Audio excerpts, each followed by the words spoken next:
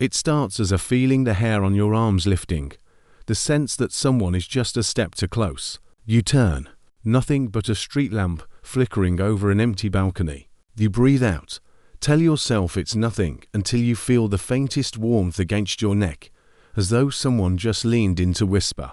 Welcome to New Orleans. From its founding, this city has been a crossroads for the living, the dead, and everything in between.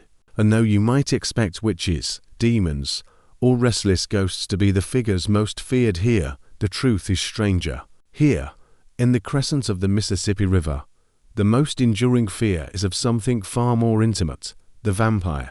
Don't forget to like and subscribe to the channel to watch the next exciting episodes. Tonight, we'll peel back the history, sift through the legends, and walk the shadowed streets to understand why vampires haunt New Orleans more deeply than any voodoo witch ever could.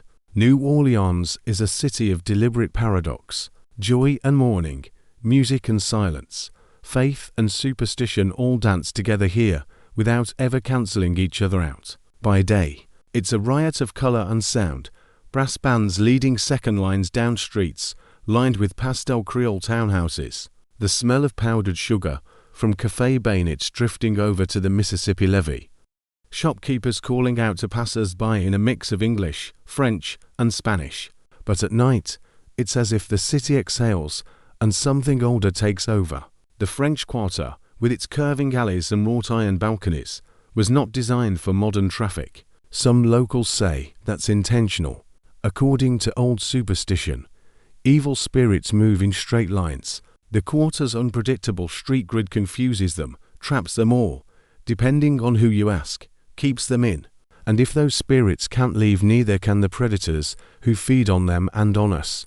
I first heard the story of Lucien Sierra from an old man in a tavern off Royal Street. He leaned in, as though telling me a secret meant only for me. He came from Europe, the man began, with skin like moonlight, and eyes that never looked away once they found you. Lucien rented a mansion with high, arched windows and a courtyard shaded by banana trees. His arrival sparked curiosity. A foreign gentleman with money to burn, charisma to spare, and no past anyone could trace. He hosted parties that drew the elite of the city. Guests wore silk gloves and jeweled masks, drank champagne that seemed to pour endlessly. Yet, observers noted, Lucien never lifted a glass to his lips. One night, a scream split the music. A young woman ran into the street, pale and wild-eyed, clutching at her neck. She claimed Lucien had tried to bite her. When police arrived, the house was empty. The only sign anyone had been there were a few overturned chairs, a broken wine glass, and a row of crystal decanters filled, unmistakably, with blood. No one ever saw Lucien Sierra again. But even now, the mansion's shutters hang closed as though guarding a secret. Is this pure folklore?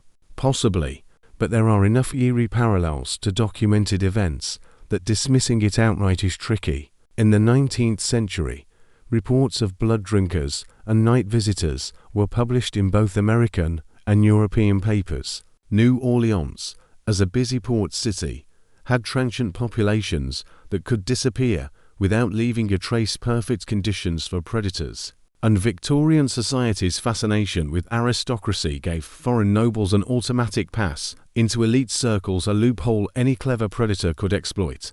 The vampire in this story isn't just supernatural, he's a symbol of power without accountability. To outsiders, New Orleans and voodoo are practically synonymous. Hollywood has painted it with skulls, dolls, and dark rituals, but the truth is far more nuanced. Voodoo here is rooted in African spiritual systems like Vodun, merged with Catholic imagery. It's as much about healing, protection, and honoring ancestors as it is about curses, perhaps more so. Crucially, voodoo operates within rules. You show respect to the spirits the lower, and they may bless or protect you. Even in its feared aspects, there is a logic, a reciprocity. Vampires, they have no such rules. There is no negotiation, no appeasement. They take. Their hunger is not a ritual, it's a drive. This makes them the ultimate figure of unpredictable violation, a danger that can't be bargained with.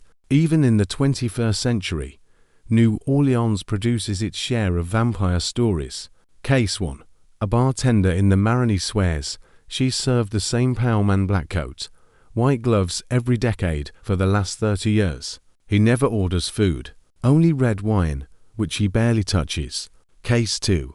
A tourist couple woke in their French Quarter hotel with identical bruises at the base of their necks. They had no memory of leaving their room, and their clothes from the night before were found in a pile near the door, as though hastily dropped. Case 3. A rideshare driver claimed a fare vanished in front of the Lafitte blacksmith shop bar. 1 second he's there, the driver said.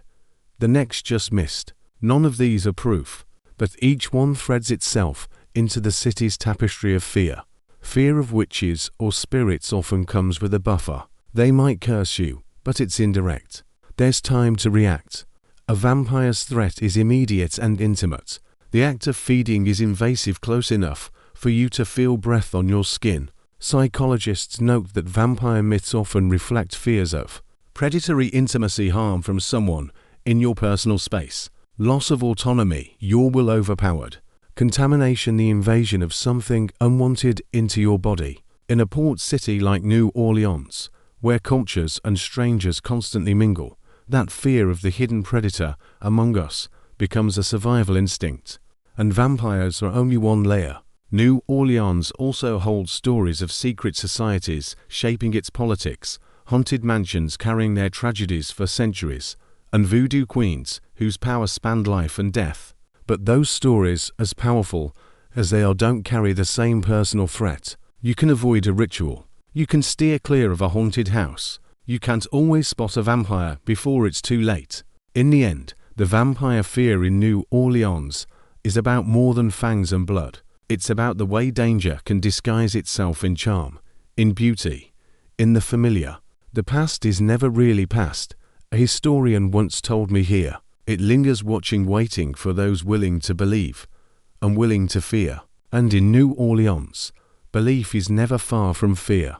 The monsters we fear most are often the ones that look most like us. In New Orleans, vampires are a reminder that sometimes the threat doesn't knock on your door, it's already inside.